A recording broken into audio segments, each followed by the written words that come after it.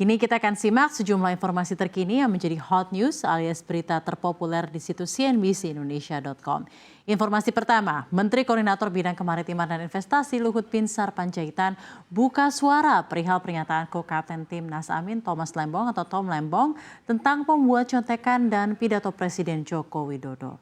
Menurut Luhut, yang paling banyak menuliskan pidato Jokowi terutama saat berbicara dalam forum-forum internasional adalah Menteri Luar Negeri Retno Marsudi.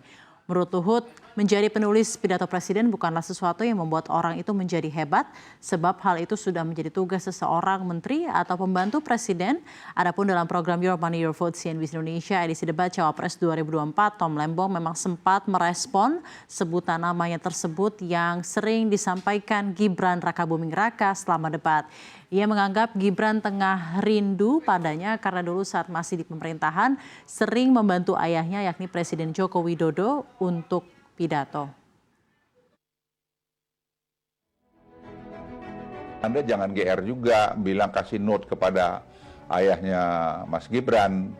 Emang hanya Tom Lembong aja. Yang paling banyak kasih note pada presiden itu adalah Menlu, Ibu Retno. Karena setiap bilateral beliau yang ngasihkan itu. Dan itu bukan terjadi pada Presiden Jokowi saja. Semua kepala negara itu kalau bilateral pasti ada yang di belakangnya ngasih note itu. Apakah karena Anda hebat melakukan itu? Tidak, itu tugas Anda sebagai pembantu presiden, sebagai Menteri Perdagangan waktu itu, sebagai Kepala BKPM. Tapi Anda harus refleksi juga apa sih yang Anda lakukan sudah Menteri Perdagangan. Coba tanya dirimu. Waktu Anda BKPM, apa yang Anda lakukan? Coba. Anda kan ditugasin untuk OSS.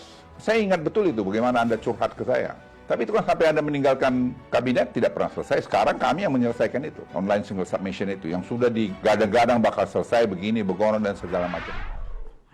Berita berikutnya, pemirsa, mayoritas mata uang Asia mengalami pelemahan terhadap dolar Amerika Serikat pada Kamis 25 Januari ini. Ini adalah imbas kuatnya indeks dolar Amerika Serikat serta data-data Amerika Serikat yang menunjukkan penguatan. Adapun depresiasi mata uang Asia dipimpin oleh rupiah Indonesia yang ambruk 0,51% terhadap dolar Amerika Serikat secara harian. Pelemahan rupiah ini juga berbeda dengan rupiah India yang justru mengalami apresiasi tipis di 0,01%. Indeks dolar Amerika Serikat tercatat mengalami apresiasi yang signifikan sejak akhir Desember 2023 dari sekitar 101,23 menjadi 103,23 atau menguat 1,97%.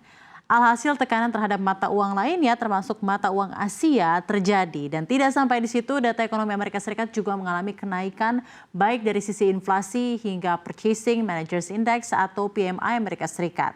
Selanjutnya inflasi Amerika Serikat tumbuh dari 3,1% year on year pada November 2023. Desember menjadi 3,4% dan kenaikan inflasi konsumen Amerika ini terjadi karena adanya seasonality Natal 2023 dan juga Tahun Baru 2024 dan selain itu ada pula tambahan memanasnya konflik di Timur Tengah yang turut menaikkan harga minyak mentah dunia yang juga berkontribusi menaikkan inflasi negeri Paman Sam pada akhir 2023.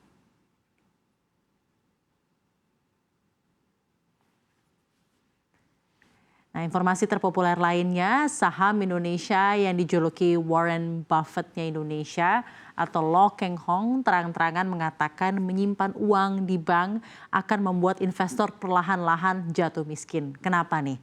Tidak hanya itu, Lo Keng Hong juga memilih tidak membeli obligasi atau surat hutang karena menurutnya bunga yang diberikan juga tidak besar.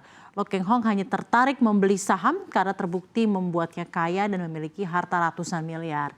Dia mengungkapkan alasan utama yang membuat dirinya berinvestasi saham, khususnya di Indonesia.